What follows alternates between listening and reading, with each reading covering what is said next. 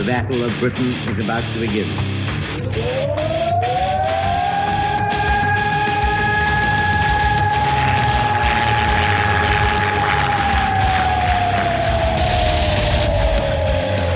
right, we got tanks up there.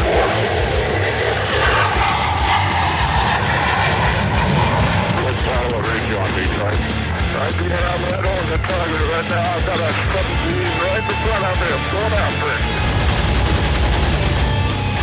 Right, I got him.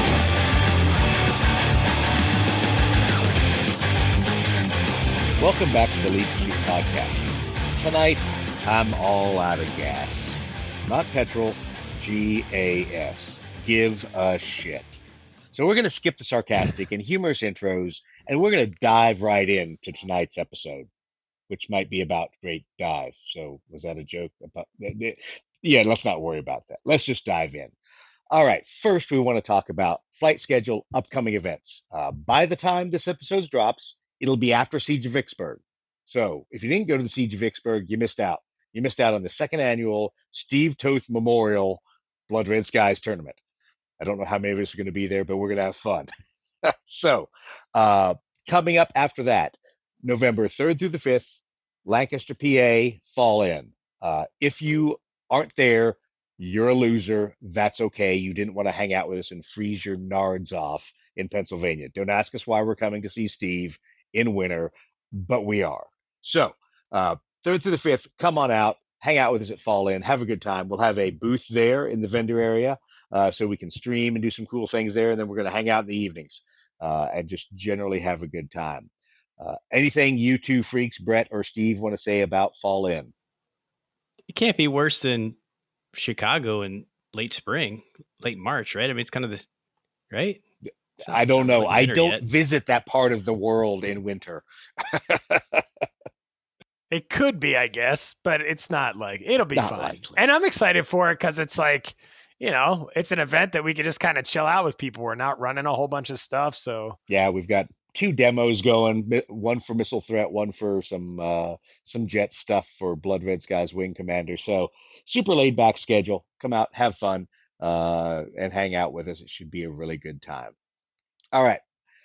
So what else has dropped recently? We're not going to talk about it this episode, but just this week, a new FAQ and errata dropped. So there's been some changes in there. There's a few things that are reshuffled or reworded. We're not talking about it this episode. We're talking about Great Dive. So get on board for the big win.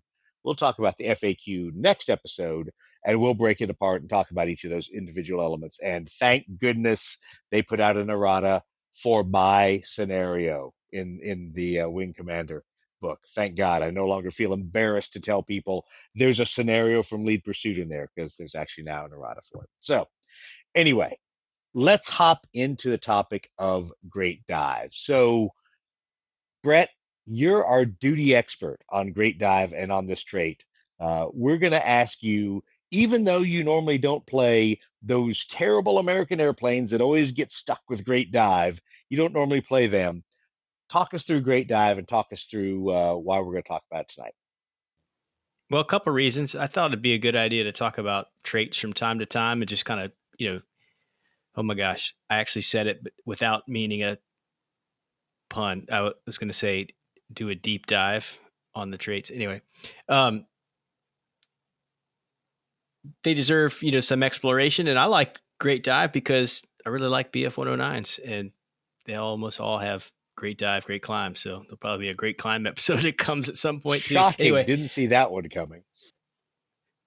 Yeah, I think Great Dive deserves some attention too because I think it's a bit overshadowed by things like Tight Turn and Great Climb. And I know in my own experience, I've probably not used Great Dive to its fullest extent.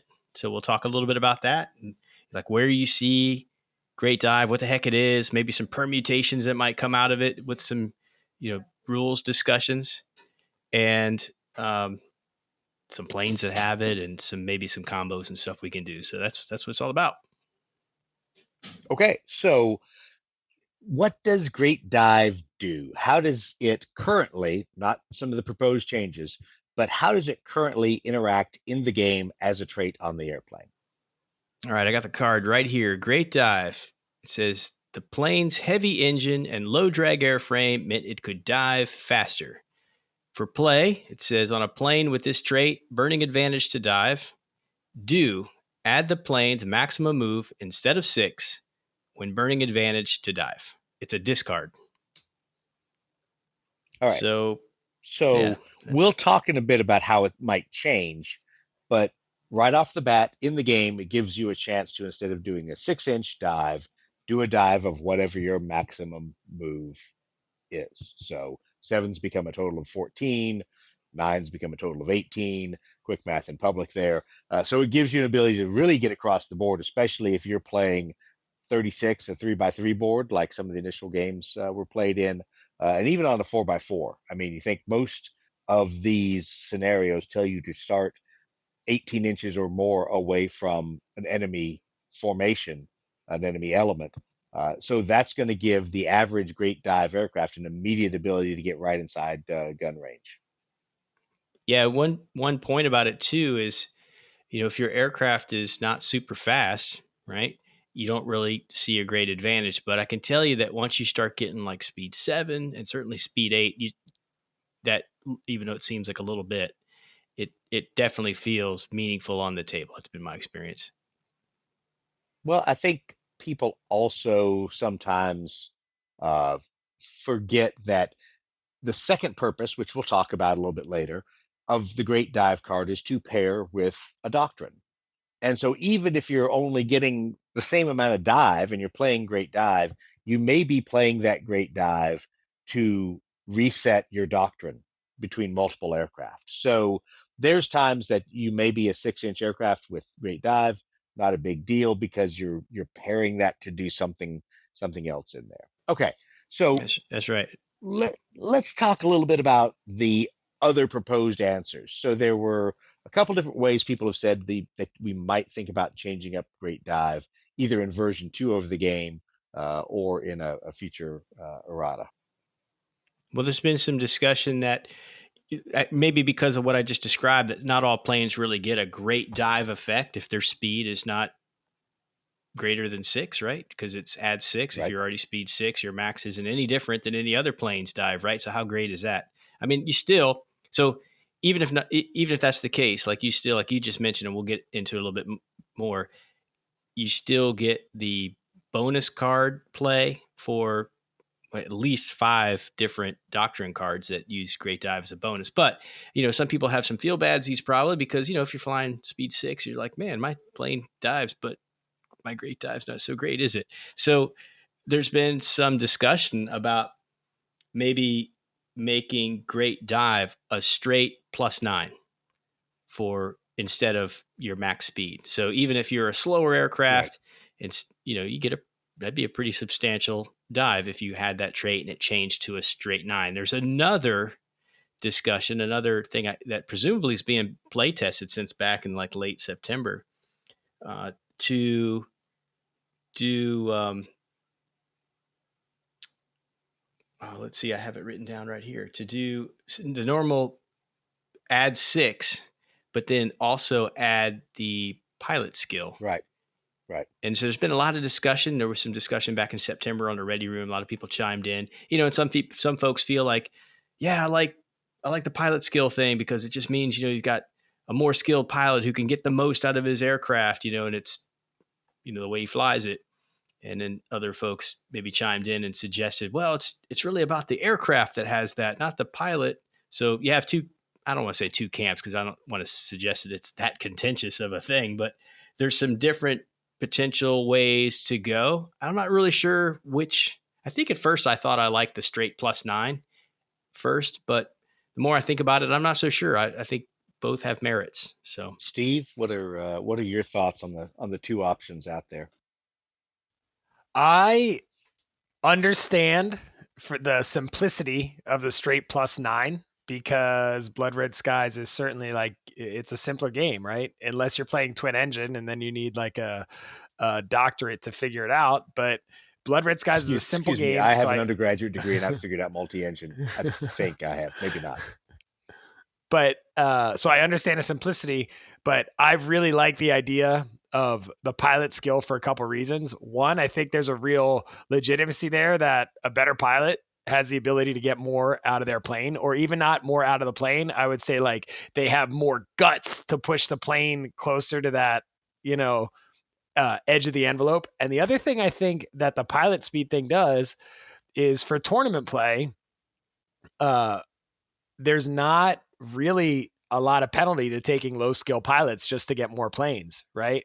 Where I feel like if you started to add some more advantages to the higher skilled planes, it would make those swarm lists a little less enticing, right? So that I would definitely favor the pilot skill version of it, and I don't think it really adds that much complexity anyway, right? I think it's No, so pretty easy I and don't think it pretty adds straightforward. complexity, but it takes Blood Red Skies in a turn that I think a lot of people have argued over. And that turn is, what is the impact of your pilot skill on the performance of the airplane?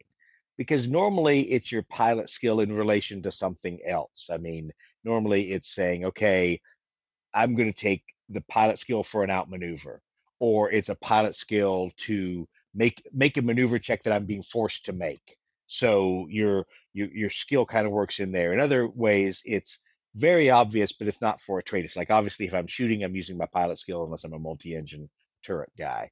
Um, but this would mean that this would be the first trait that your relative success would be based on your pilot skill, and that's a big change, I think, for Blood Red Skies, because Yeah, it is a big change, and I feel like it would kind of open that can of worms. Then, oh well, then do we have like a super tight turn where if you're a pilot skill 4, right, you could turn an extra whatever degrees, or do we have a super great, or what is it, rapid roll where so I could see where people would argue that, like, oh well, now we're kind of making, yeah, I mean, certainly it would open kind of that pathway to an argument, well, right? and I think it would open up one of the things I've always felt frustrated with, and it'll be a topic of another episode, is how Great Climb is implemented, because Great Climb isn't about you, and so it's even though you've got the most power, it's really kind of about how the other airplane reacts to that. So um, I think it would be an interesting shift in mindset. I don't know which one I like better, I'll be honest. um, I kind of lean towards the first one just because it's a blanket effect. But to me, I really like the fact that great dive airplanes maneuver differently based on how innately fast they are. So I kind of like it the way it is. I really, in a sense, don't want to change it, but I understand the limitations of it because it doesn't apply very well when you have a less than 6 speed aircraft. So we'll see what Andy Yeah, I does. think that's probably the root of the whole conversation, like how it even came up. And then once that started getting explored, then this whole thing about pilot skill probably came into the equation. I mean, it's all good. At least we're talking about it and thinking about Yeah, it. yeah, and if you don't expect a game to change or evolve over time, then you can go play your first edition 40K Rogue Trader, play some Old Hammer, or go play your first edition Dungeons and Dragons. Because guess what? Games evolve over time, and rules change. Okay, so Brett, you've thrown us a list of aircraft that are some pretty popular ones that have great dive. Run us through some of those. All right, no particular order. I just kind of went to the master list and hunted for great dive. So starting with the Germans, we've got the BF 109D, right? So kind of jumped out at me. It's a single trade aircraft. Check that out. Right. We'll come back to that because it's super cheap, right? Also, of course, the E, the F, and the G. You've got the BF 110C and G. You've got the Focke-Wulf 190D, which, gosh, looks so nice, but so expensive. The ME 210 Alpha 1, the ME 410. Then for the RAF, you've got the Typhoon 1B, Spitfire 5 LF, the Tempest 5. For the U.S., practically every aircraft has great dive. We joke about that, right? As we alluded to, it's the American trait, apparently. So That's right, all the heavy aircraft. So yeah, P-40B, D, E, N, P-51A, B, and D, P-38J and L, P-47C and D, and the F-4U 1 and 5. Japanese have a couple great dive aircraft. You got the Ki-44. The Ki-61, notably, is also single trait, great dive. It's we've talked about that in some of our other discussions how Steve, really likes aircraft with single trait. You think about it, you just have so many cards, you could really lean into that particular trait. So, there's a couple aircraft out there that have this as well. Great dive. So you got the Ki-61 1A and 1L. The Russians have the Soviet Union, right? Has the MiG-3 and the PE-3. And then what is it? France with the MB-152. I think it's super cheap too. So, yeah, that's what I got. That might be a pretty complete list if you're just going through the master list of all the aircraft that actually have great dive. That might be all of them there. It's pretty exhaustive. I might come list. back and point out some that kind of got my attention later, but if you want to explore great dive, many factions and lots of different aircraft have it. Nice. Okay, so let's then we've talked about the card itself, talked about the pure mechanics of it and the airplanes that have it. And so a lot of these are faster airplanes. So that makes sense. We talked earlier about pairing it with a doctrine. So as is standard, doctrine cards have a trait they're paired with as a bonus. Those then allow you to play the doctrine card, burn the bonus card, and put the doctrine card back in your hand as an active card. What are some of those doctrines that kind of pair well, in your opinion, with great dive? Okay, well, let me. One of the things I notice in, part of the learning curve too is when you're thinking about great dive, you might often think of it as a way to get away from trouble, right? To dive away from trouble with that, Right. burn advantage and get really far away. Maybe the most obvious situation where you think that might be useful would be if you're trying to get away from, somebody shooting at you, right? Right. That might be obvious.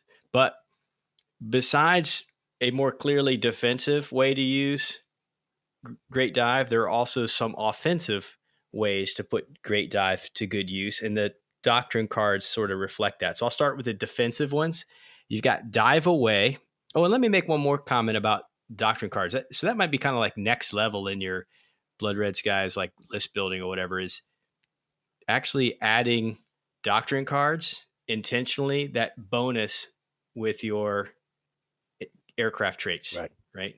Because you get the advantage of being able to, continue to use perhaps the more powerful doctrine cards. You could burn your trait card to keep it in your hand. So, well, and remember for a standard narrative game, as your number of aircraft go up, so does your number of doctrine cards. Tournament play with U.S. tournament rules, it doesn't. You still get for that group of maximum of 8 aircraft, you still get one doctrine card. But were you playing a narrative game at 8 aircraft, you'd actually get 2 doctrines. So that gives you some cool possibilities there to pick an offensive and a defensive. Maybe pick 2 offensive if you're Steve and you just want to punch people in the face. But it gives you some options there as well in the more narrative games. Well, the first doctrine card that bonuses with great dive that I would consider a defensive one is dive away. I'll just read the little narrative on the card. I'll just read it all straight from the card. It says, Air Forces with a dive advantage learn to use it to escape sticky situations. Bonus, great dive. Play on a disadvantaged friendly plane during its activation. Do, the plane may burn advantage to make a dive move even though it is disadvantaged, and you can use a pilot test to keep it, or of course, your great dive card as the bonus. So you can keep that in play by either one of those. Oh, here's a question for you. So when you guys are playing, if you use a doctrine card that you have a bonus card for, is it either or? I would guess, I think when Steve and I play, it's not like I would roll a pilot test and if I fail, then use the great dive card to keep it in play. You would use one method or the other to try to retain the card, right? How would you do it? That's how I do it, Steve. I would have to go look to see how it's written, but I'm pretty sure it's an either or thing, but I don't know that it's actually specified that way. Yeah, I've always done it as an either or, but now I kind of am like, man, wouldn't that be cool if you could roll the pilot Just roll the test, and pilot if you test fail the first. pilot Yeah. test, I'm gonna look while Brett continues to wax this philosophical might about these be things. one of those rules as written versus rules as intended things. Rules lawyer showing up right now, right? Apparently, I'm like, really? Come on. We'll come back to that. All right. So the second one that I would consider a defensive use of a doctrine for defensive use of great dive is low altitude performance. It says air forces with poor altitude performance concentrated their tactics on fighting closer to the ground. Bonus, great dive or rapid roll. Play on a disadvantaged friendly plane at the beginning of its activation. The plane it says the plane becomes neutral, and you keep it with a pilot test or, of course, your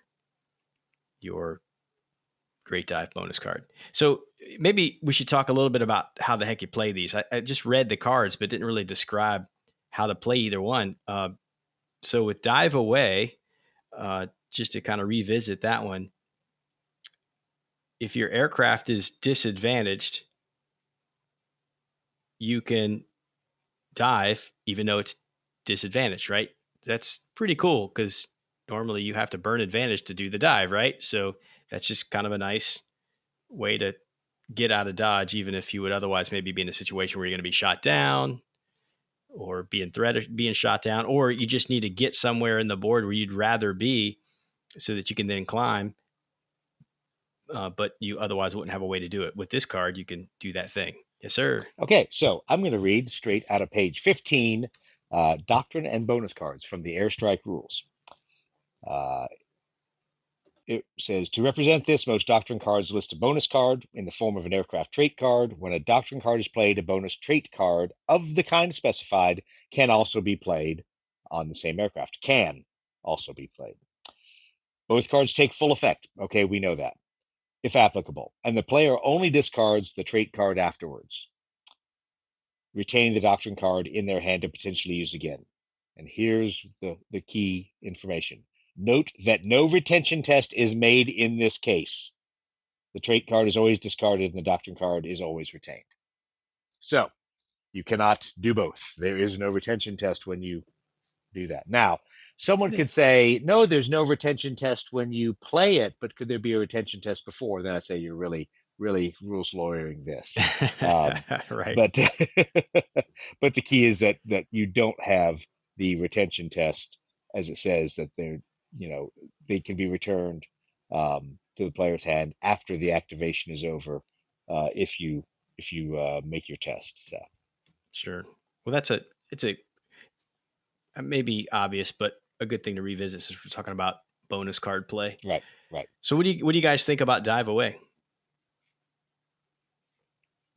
That's the only reason I would ever play an aircraft with great dive. Other than that, I would never ever play it. But that dive away, I've seen it work like so many times in that instance, specifically against Brett when I've like had him dead to rights, and I'm like, oh yeah, this next turn is going to be awesome, And he's like, dive away, he's out, and then he plays that bonus card, and then his next plane, he's like, dive away, he's out, So I've just I've had that card played against me too many times that I'm really, really fond of that card.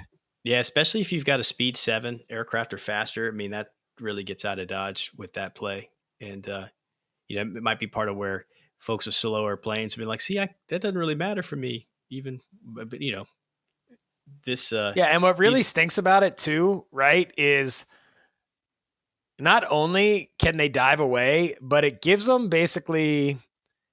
So I hate cards that are like, okay, I did everything right. I got into the position where I can kill somebody, and now it's been like totally taken out of my hands, right? So that dive away card is like, man, not only does he get to dive away, but it's not like a crazy bonus where he doesn't get to do anything else. It's using his full turn. So like he can dive away and then go back up to neutral. So then if I had a plane that was going to be potentially like diving to shoot at him when it was neutral, then that plane is now neutral against neutral and it can't shoot. So yeah, I think dive away is a really, really powerful defensive card. The frustration you just described is why I love a denial list so much. That's my whole aim with the denial list is to do stuff like that. It just makes people crazy. Well, That's it's cool. funny. I use dive away slightly differently, even though it's called dive away. So read the text on the card again, Brett. Yeah, it's a good point. I said it's defensive, I but I you have could use it used in it. other I ways. have used it. We'll go ahead and read the card real quick. On it, so the play portion, Yeah, on a disadvantaged friendly plane during its activation, the plane may burn advantage to make a dive, even though it is disadvantaged. right.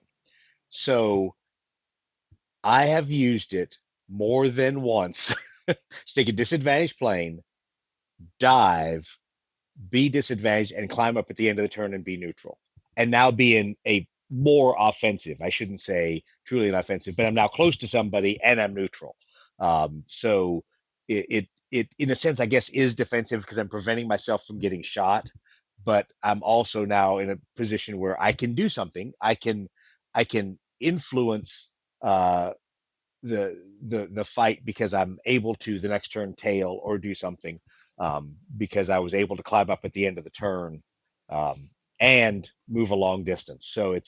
it's it's kind of a mind shift. I know a lot of people don't do it because a lot of people like to go into the fight advantaged, but there's times where you find yourself, as we've all been out there doing that little stop sign maneuver, as we're disadvantaged and we can't get away from somebody.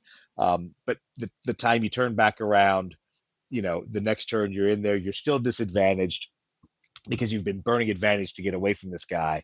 Now you play that card, allows you to put yourself back into the fight, climb up, and be a neutral fighter. Now, what I will also say is that doesn't work with jets because usually when you do that, if you use dive away, you get back inside somebody's bubble, or if they have a denial list and you try to climb back up and you fail. So you just got to be careful with it.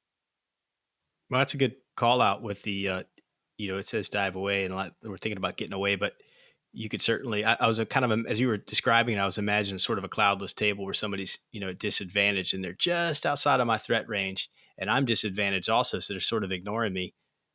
I could play this card and all of a sudden be putting shots on them Right. Well, potentially, and, right? and you won't be well. So we'll come back to how you put shots on them because you and I talked about it in the pre-game area. There is a combo with aces that allows you to put shots on people, um, but you got to be careful because in this case you have to start disadvantaged. You end your dive disadvantage and you use your pilot action to climb back up.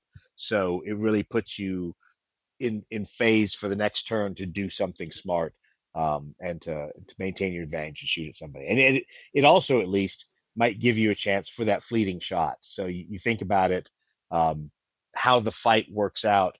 You might be neutral. Somebody else ends up disadvantage driven in front of you, and your next turn's activation, you've got a free shot. So things to think about. It's always good to have a higher advantage state than you started with. Yeah. I use low altitude performance a lot. I'll just kind of go through the card real quickly again since we got away from it. But it's on a disadvantaged friendly plane at the beginning of its activation, the plane becomes neutral. Um, that kind of is has been part of some denial lists I've done before. Uh, I just find that in some of the same ways, you're not doing a dive, but you're just getting a free move into advantage Right. and then do Right. whatever the heck you want, right? In some ways, maybe even uh, more useful than dive away, in my opinion, because it doesn't require the actual dive, right? Because Right. you're just you have to use the great dive card to retain low altitude performance, but basically an aircraft at the beginning of its activation is going from disadvantage to neutral right out of the get go, and nothing else.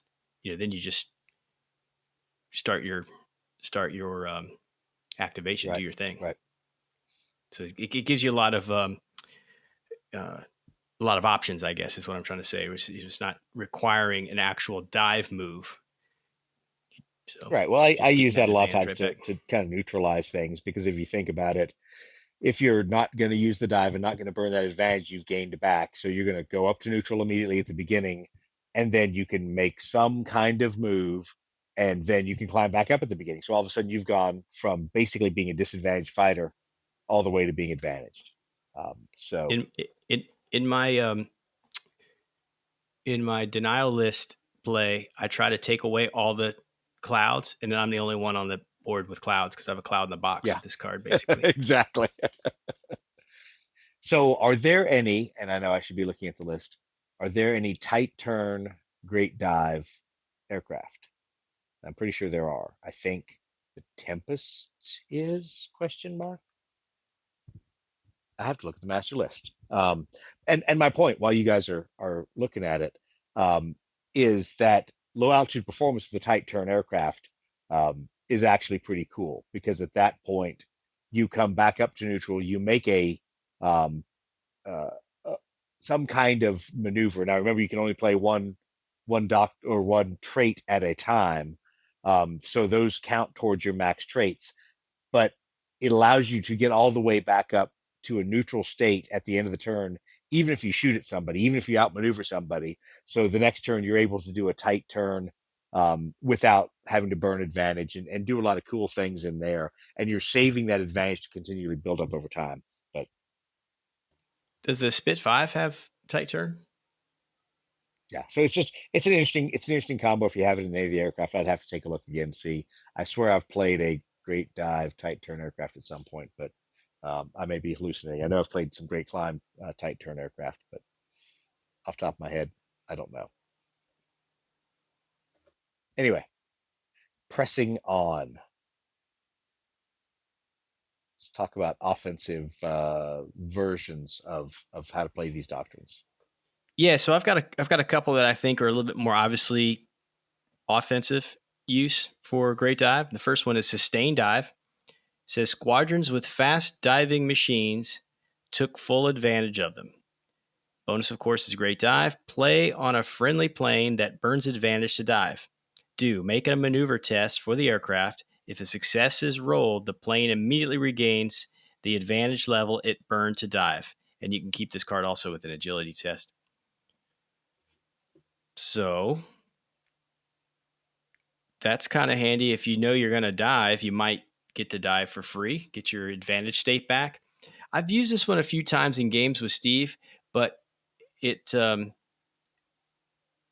little situational, I guess, because you don't always win that maneuver test. So when it works, it's great because you retain the advantage state and still get to move a hell of a lot across the board. If you're trying to get on get shots on somebody, that could be strong. If you start advantage and you end your dive, still advantage. That's strong, right? Yeah, that's a good card, but those kind of bum me out when it's like a not guaranteed thing. Like the dive away is like, you have this card, you can do this every time. Yeah, that's kind of my feels too, right? I get that feeling as well. One of the guys on the Ready Room did a whole write-up about sustained dive, if I'm not mistaken. Forgive me, I can't recall his name, but he does a lot of brief write-ups about different doctrine cards and things, and I think he did one about sustained dive. Pretty cool stuff. All right, the next one I have is slashing attack. It says diving quickly into the attack could catch an unwary opponent off guard. Bonus, of course, is great dive and rapid roll. Play on a friendly plane that burns advantage to dive. Do. If a hit is scored by the plane shooting during its pilot action, it automatically counts as a critical hit. You can keep this also with a pilot test. All right, so that's really interesting because there is an aircraft that has great dive and rapid roll as a trait. Exactly. So that's kind of cool, right? Because a lot of the yeah, and I think the IAR 80 also has it. I think that was our other discussion about back when we thought the IAR 80 was going to be the tournament breaker. So that's kind of cool, right? Because that kind of I'm a big fan of that single trait because basically all your cards are on all the time. That kind of gives you, even though you have a split trait aircraft, you have all of your trait cards to use as a bonus for your doctrine. So that's kind of an interesting thing with that. That's a good catch. Yeah, that sounds cool. Low altitude performance is like that as well. See that I think that's where maybe I was getting excited about the IR 80 because I was using BF-109Gs with reasonable success with low altitude performance. And I think it's actually, I'm looking at it now. It's actually the IAR 81. Okay. C. All right. So it's a 7-2-2 right? So you get that bonus 1 inch on the dive. So it's not like a totally useless great dive, right? You do get that, I guess it would be 13, 14 move, right? A 14 move instead. Yeah, so that can have some utility to it there. Yeah, that's pretty cool. And I've got some ideas for pairing this with an ace card that we'll discuss, a little later. But keep that slashing attack in mind. In some ways that you could go from maybe being outside of that, maybe that fur ball, but suddenly becoming a threat. All right, the last doctrine card I have that pairs with Great Dive, to my knowledge, is compression issues. Now, I don't know if we can call this one. I don't know what we call this. I kind of call this like a denial I'd call card. it a denial card. We talked about it before, Yeah. and I think it's a denial card. All right, it's compression issues. It says many aircraft suffer tactically exploitable problems when attempting a full speed dive. Of course, bonus is Great Dive. Play in reaction to an enemy plane that burns advantage to dive. The aircraft must pass a maneuver test to take a pilot action this turn. If poor quality, roll 1 less dice for the test. You could also keep this one an agility test. So you got, somebody on the board. There's no range, right? There's no range requirement. So an enemy aircraft attempts to dive, and you say, no. Roll to see if you get to do something after that. I guess they still get to dive. They just don't get to do anything after the dive. So it's kind of like the opposite of great climb, right? It's kind of like rough ride. It's like a rough ride for dive that you enforce on somebody. You dove. I'm going to make you, take your pilot check. What? That's so dumb. I agree. Right? And this is what I don't understand about it. Because rough ride is on the plane that has a rough ride, right? I could just be tooling around in my Spitfire. I'm tooling around in my Spit Mark 13, and all of a sudden somebody's like, nope, you had a compression issue. What? That is like exactly.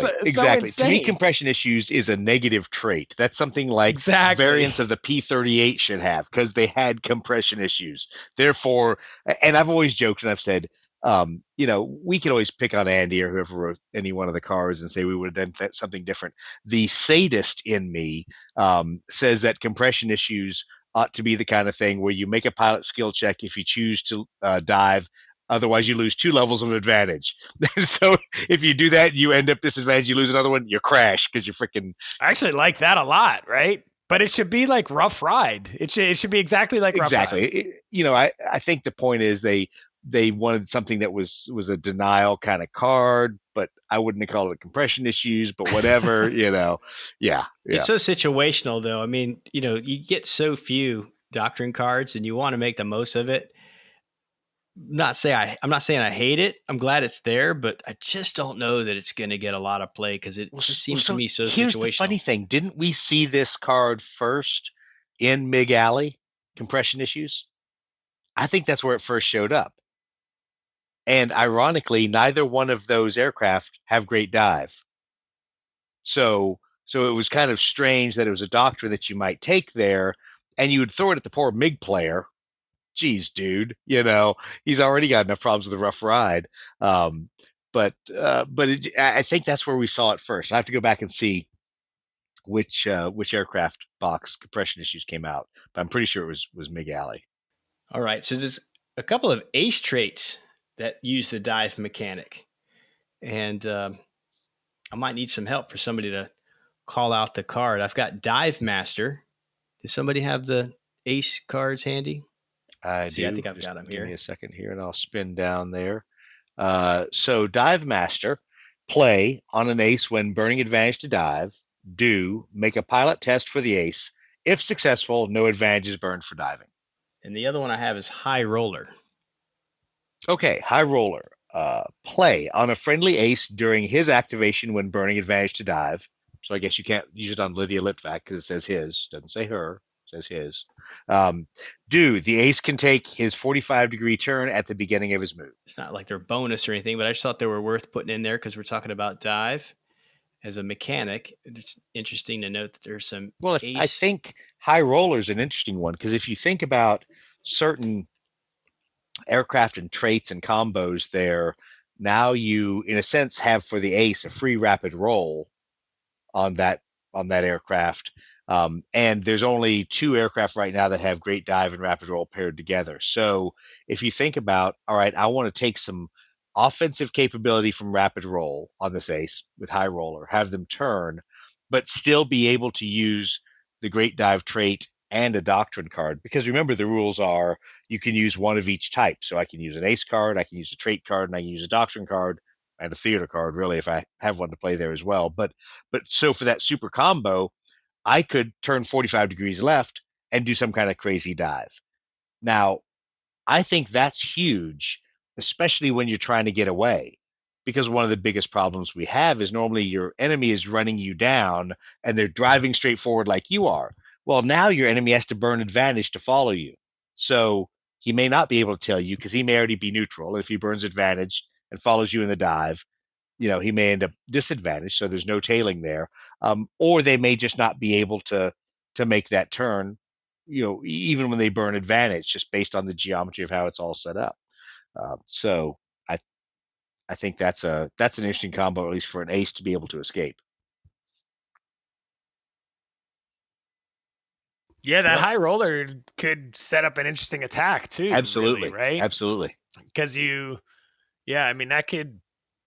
that high roll is kind of cool because that kind of gives you that rapid roll even on a plane that, like the BF 109, right, where you wouldn't normally have that. So if you're advantaged, all of a sudden you say you're going to dive and you could do that early 45. That really gives some of those 109s something they can do that they could never do any other way. That's kind of cool. Right. And it really depends on, how you deploy and things like that. That could be a nice opening move, especially on a really fast, 109, or any other aircraft that's, moving greater than 6. So you're bumping up to 14, 16 inches in that move, and you're getting to turn, 45. So now maybe you're not having to face somebody head on. You're now able to take that 45, do that great dive, and now make a attack for a deflection shot. So you're not having to take a face shot in return. So there's definitely utility to it. For me, kind of the big takeaway from looking into all this stuff is how I really need to, and I encourage everybody else who has great dive aircraft, maybe take a look at how we could be more aggressive with the dive mechanic, right? Instead of only using it to try to get away from situations, you could use it to get into situations, Yeah, get into bad situations if you're not careful. Yeah, that's true. But I think my best games have been where I've truly been able to exploit that with the 109 and just not get into turning fights, but just fly in where I have an opportunity to make some shots, fly out, turn around, come back into that fur ball at angles that, kind of on my choosing. And I've handled myself well when I've had the presence of mind to play it that way and didn't get distracted by, turning with Spitfires or something. So moving on, I've got some combos and some things to discuss that might be relevant for like tournament play or whatever. So, we already talked about, like, if you got a speed 7 or speed 8 aircraft, you're going to notice a great dive, right? You're going to notice the difference it gives you. Moving 16 across the board is, not too shabby. And let's see. I liked, we talked a little bit about how we like each of the cards. I mentioned how I like to use that low altitude performance in the context of a denial list. I've, had fun with that. Kind of that frustration that Steve was describing. You can get that with low altitude performance. You can get it with dive away. It's kind of fun to see happen on the table. That's your method of play. It's always fun. Now, one of the things I was thinking was slashing attack plus an ace with the aggressive ace card. And I don't have the card in front of me, but what aggressive lets you do is at the end of, at your pilot action, you could do two things. You can outmaneuver and shoot. So imagine a situation where you've got an aircraft that has the great dive trait. You've got slashing attack, which gives you that, gives you the ability to have a critical hit on any of your hits. So you dive into somebody who's snapping across the board, you outmaneuver him and shoot him, and that shot's critical hit. And because it's great dive, you get to keep that slashing attack in your hand. I think all of those combinations sound pretty attractive to me. Yeah, I think as we talked about, that's one of those interesting points where you're doing something super aggressive with the aggressive card, but because it's an ace card, it isn't affected at all by your trait and your doctrine. So your trait is doing something very great dive-ish. Slashing attack is giving you that critical bonus if you hit, and those two together are putting you, like, even on the first turn, in range of somebody. So you think about it, as a 5, especially if you're doing an ace forward kind of tactic, you're moving out there first turn, you're doing great dive. Sure, you drop to neutral. Whoopity doo! Who cares? Because you're going to outmaneuver that other aircraft that's out there, and hopefully it's a neutral aircraft. Outmaneuver them, disadvantage, take that shot on them, and then have an opportunity to shoot somebody down who's a neutral Yeah, just aircraft take that at the plane beginning of off the the game. board, Yeah, right? yeah, exactly. Right in the first turn. Talk about setting up the boom chit bow wave there. But the problem is you are going to be now neutral out there. So it's one of the things to think about, that you pair something with great dive and that bonus, then it's going to make you neutral at the end of that dive. I think there's other ways to do it, but it's a risky maneuver. But like I said, it can pay off in the first turn because you'll have a lot of dice going that way. It probably will be a head-on shot, so they might have some shots coming back to you. But worst case, that would then, they're already disadvantaged. So worst case, it would make you disadvantaged. But now your ace is meat for everybody else. Yeah, you pair that with rockets, right? Or I don't know. I think that I aggressive is actually would almost a pair it with must. sustained dive. So for me, because I'm risk averse on turn 1, I would take the ace out there. I would use sustained dive. I would play your great dive, sustained dive, move, let's say 14 inches, be in gun range, but go back up to advantaged, take that shot. So worst case, if I fail that head-on shot, now I go down to neutral. Big deal. And if I fail the maneuver test for sustained dive, I'm probably not going to play aggressive. I'm probably just going to outmaneuver somebody. I'm probably not going to try to take a head-on shot. But once again, situationally dependent. Low number firepower, low pilot skill guy, I might not be worried about him getting a hit on me. What do you guys think about high roller and sustained dive? I think we were talking about that a little bit before. Uh, I think it's good. I think the tough part is all depends on the deployment. Kind of like we said, it really, that ability to turn 45 and with sustained dive, you do your great dive and come back up.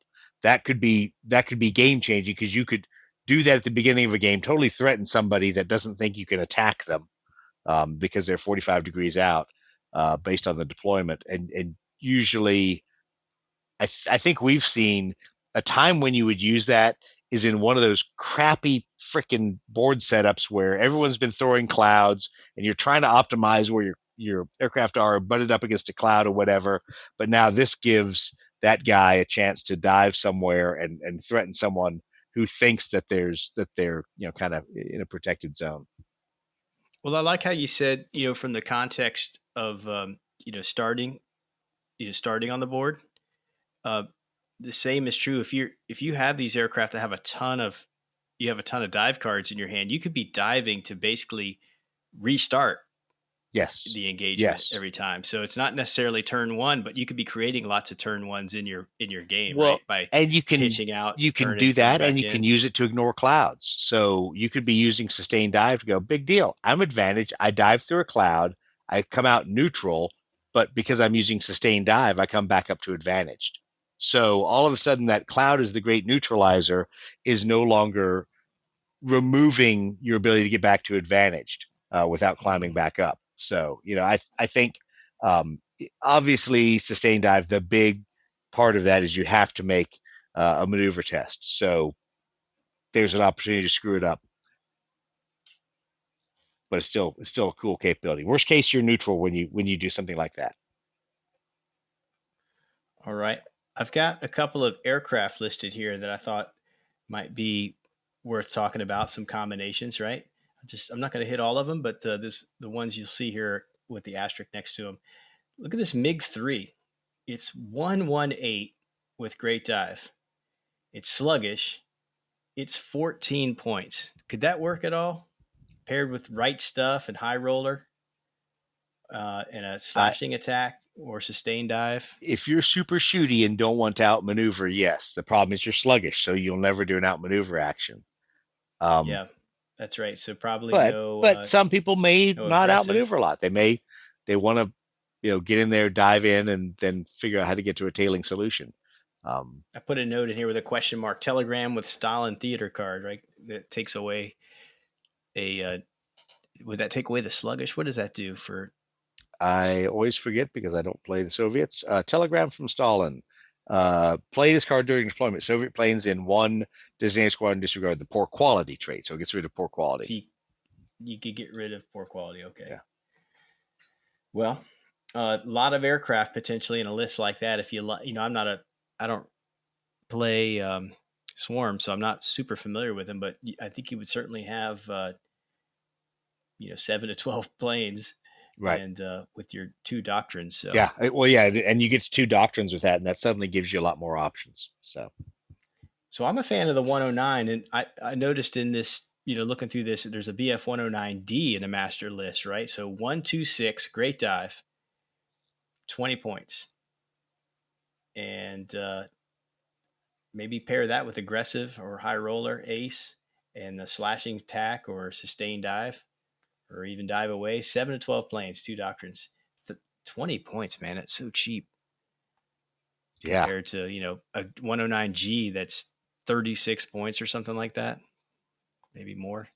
No, I like that 109D. I mean, I think that, like you said, with aggressive, because you're only moving 6, so you're going to want to use like a sustained dive, something where you're really getting a lot of value back for using great dive, because you're not getting any extra move out of it. So when you play that card, you want to get something important back. In that case, it's that level of advantage. What do you think about that? Like in that game, you take all the clouds off the table and think of sustained dive as your potential cloud. Yeah. Steve's not sold on that idea. Yeah, I don't know. I don't know. I think the sweet spot for the 109 is that is the 109E kind of. And I think if you're gonna start going for cheaper planes, right? Then I think don't play you're Germans. better off just doing just doing a traditional swarm list and getting some of the, I don't know, the other traits that might come along. Especially because the 109D doesn't have poor quality, right? Correct. It does not. So like that poor quality, like if I was going to play a swarm list, I would almost always take a plane that has poor quality, because that's how you get those points like really low. You get them. You get those points back pretty fast with poor quality. So, well, and I'm looking at it, thinking, like you said, if you wanted to do a swarm list, I mean, a lot of times, 20 points will get you to a swarm list kind of level. So, it's not exactly like if you're flying a P-26P shooter, but right. It'll with 8 aircraft, it gives you plenty of options. Here's another aircraft that popped up for me this isn't a swarm list, but just something maybe worth noting. A P-40D, 227, great dive and robust. It also has poor quality, so it's going to be on the inexpensive side. And we've talked, I don't know how many times, about how poor quality may be, mitigated. I kind of like that. I think robust is handy, right? Survivable. We talked about how we'd use great dive. 227 does not suck. You're not going to find 227 at 32 points in too many places. So I don't know. I'm liking that P40D. We did an episode about the P40, and I'm gonna go back and listen to that now, because I put that together with what we're talking about here with this great dive and the P40D. I like it. Yeah, so that was sort of a standout for me. I think it is, and I'm going back to look. You look at like the Yak 1, and the standard swarm aircraft, like the MiG-3 is a 14-point aircraft, so that's 6 points different. But most of them are right there around 20 points. So the P-39 is another one. It's 23 points. So the things you're used to seeing in a swarm list, 20 points would be right in there, and that would give you some options with an ace. So, do you have the list in front of you? What is the 109D single trait great dive? 109D is single Or is straight it? great dive. Damn, I don't know, man. That's Yeah, that's cheap, and I six. like 126 Speed isn't 6, terrible for agility 20 2, points. firepower 1. That's okay. Firepower 1. There's plenty of firepower 1 aircraft out there. Put rockets on it. It's a lot of points just to double to go from 1 to 2. But still, you could do a lot. I mean, All and right, let's be honest, this is how you stack stuff. So that would be where you would do if you had the points because you'd already burned so low. You put rockets on every airplane, so you get to 2 dice. Then you do superior armament as your card. So now you're a 3 dice shooter for 20 points, plus an extra 25 points to buy rockets for all your airplanes. Not bad, not bad. So swarm list, that's 8. 160, you're at 185 points. You're now a 2 dice airplane, if not a 3 dice with superior armament.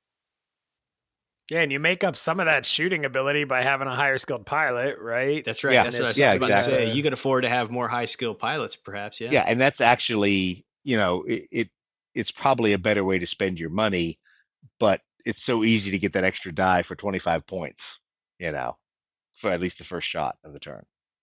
I think was Blue Falcon might have to do some Operation Condor decals for 109Ds. Is that where they?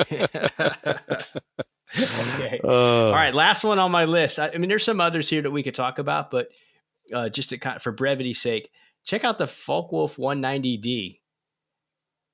I love these stats. 229, great dive and robust. Anybody want to guess what it costs? Yeah, 570 points now. Oh man, 43 points. So opening shot. Oh man. Yeah, if you pair that with opening shot, like you say, so you are diving 18, shooting 6, so you're at 24. Throw opening shot in there, and now you're shooting another 6, so you're at 30. 30-inch threat range. That's awesome. I don't know. It might be doable. I mean, if you had it's probably, would that be maybe like high spend, potentially high reward? Like it's either going to do awesome or maybe fly. I don't know. Yeah, but also opening shot only shoots with firepower, right? That doesn't Right. shoot with pilot skill. Correct. Yeah, so you're getting 2 dice there. But that's the other thing. That's where people stack rockets on that. But you get, and so you'll get 4 dice. Yeah, so for 25 points, which I don't see where you're gonna have 25 points, you're gonna be buying like 4 of these things, 5 of them maybe. Yeah, right. But if you did have opening shot and rockets, then now you're stacking with 4 dice for that first turn, opening shot or first fire opening shot. Get you some superior firepower for your theater card for extra. Yeah. So there's ways to say, I just want to lean in on that first shot opportunity. I will say this, and Rhonda, if you're listening, I apologize. I have seen that first shot opportunity be held onto for so long that you fly an airplane around that's laden with these damn rockets. Not truly laden, but has the laden disabilities in some form. That you lose with rockets, you lose 1 agility and 1 speed. So I got to think about this now. I got to get this right until you ditch them.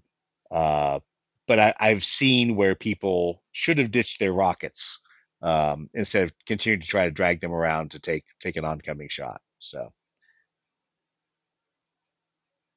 and I'll get it here. I'll roll back to rockets, isn't it? All right. So air-to-air rockets, firepower times 2 until they attack their agility -1 and speed -1. So yeah, those are some big hits until you get rid of those rockets. Yeah, and Focke-Wulf 190D, 43 points. Ouch. Yikes. Ouch. But man, it's still, I don't know, it might be might be fun to mess with. Who knows? But so I don't know. After that discussion, do you have any new thoughts or anything about the proposed changes to the Great Dive rule? You still, Steve? Does any of that information swing you one way or the other? Nope. No great dive for me. I'm just a fan of the way it is. I don't feel like it needs to be tweaked. I think there's diversity to play for slow speed great dive aircraft, and there's combos to play there. And I think there's obviously some things that are pretty amazing with high speed great dive aircraft. So understand why people want to make it consistent. Um, I don't think it's broken right now. So Yeah, and that's a honestly, fix when you making you think happy to about it, glad. what you're saying there, Doug, keeping it the same, right? Like we were just talking about the 190D, right?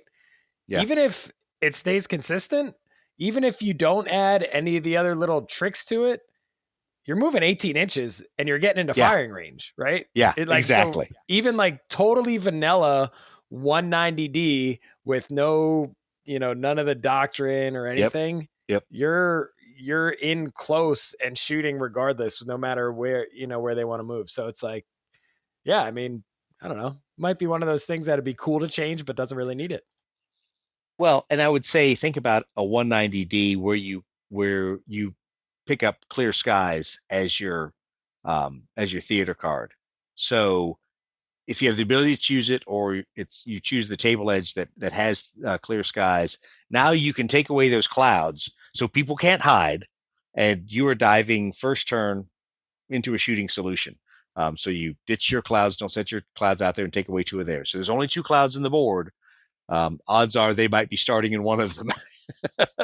So Dude, and straight up, if we're gonna start talking about that, you pair with that theater doctrine card that lets you deploy an element in high cover. yeah, I mean, now you're talking about you bring a guy in at high cover, basically anywhere on the board, you're getting on somebody to shoot right. Yeah, that 18 turn, inches. right? And it could fly faster in high cover than he can on the table, right? It's about the same for these guys, but yeah, exactly. This is always so frustrating. Watching the high cover markers march around the table. That's all right. Cool. Well, if the Great Dive changed to +9, I think it would definitely incentivize me to be more aggressive with my diving. I think I just need to do that anyway. Like I was saying, my best games, I remember my best games. That's what I was doing. I was diving and I was using that stuff to good effect. Not necessarily diving to save my hide, uh, more diving to put myself in a place where I could turn back and dive back into the fight on somebody who was, disadvantaged. I could get some shots on. So my best games were that way. And that's, that sounds like, what do they call it? Zoom and boom or whatever. Like that was the game, right? Yep. I think it's worth really putting some thought towards, because we, especially those of us that have been playing American Aircraft, have bad mouthed Great Dive a lot, but it does have good capability. It's just not like we think of, like cheater, as we call them, cheater cards, where I'm maneuvering the aircraft differently, or I'm really changing the basic rules of the game. This is just giving me, a few extra inches of move. But then when you pair that with the right doctrine, it makes all the difference in the world. So I think it's something to consider, especially single trait Great Dive aircraft and what they can do in an ace list. I think that'd be pretty cool. Do a multi-ace BF-109D list. Yeah. All right. That sounds cool. What else you got? That's it. I think maybe next time we do one of these, what do you think, Steve? You want to do tight turn? Yeah, we could do tight turn. I mean, I know Doug likes that aggressive tactics too. Maybe maybe do a rapid roll and tight turn together in one episode. Maybe all the tight turnish traits, right? Yeah, no stalling, rapid roll, tight turn, all paired together. I think those all three we should talk about those next, and make an episode of that. So cool. Yeah, this one came up. I mean, I probably would have led with Great Climb, but because it was a subject of discussion when we first talked about recording this on the Ready Room, we went with the Great Dive. Right. So anyway, all good. Cool. I think I look forward to having some more. Gosh, I want to say dives again. Some more deep dives into the. Let's climb on board for the big win and do some more deep dives. How these. Yeah, that's terrible lines. Anyway, so if you're tired of our stupid comments, please like and subscribe to the podcast, and then send us feedback and tell us how bad we are. No, I do want to say a couple things. Thanks to all of our supporters out there, especially people buying stuff from Lead Pursuit. I know that may seem a little odd to you, but yes, that's what funds our ability to go to Fall In, to go do cool things there, to give away T-shirts and mugs and glasses and things at Adepticon. So please subscribe to the podcast. Please buy Blood Red Skies stuff out of the store. There's a lot of new models. I got to make the promo, Steve. We've got both your JU-88 in there. We've got it's JU88A4, so it's pretty darn cool. Been printing that off at high resolution and getting those out there. We've got the Spitfire Mark 9C. That's another good one. And likewise, we've got some cool stuff. New things are coming out from Rockworks. So they've got a Lancaster model and some other things that they've been putting out there. So please go take a look at those. Take a look at what Roman has been doing with Plane Printer. He's dropped a few new things, and there will be some new cool high-speed models from Blue Falcon coming out here soon. So hopefully, shortly after this drops, fall in, you'll see some cool stuff there, and then we'll keep releasing a couple models over the course of the year. Now, what I do have to say is instead of keep climbing for advantage, let's keep diving and losing advantage. Wait, no, that's a terrible line at the end of the show. All right. Thanks for listening, everybody. We will see you in the next episode where hopefully we're talking about Fall In.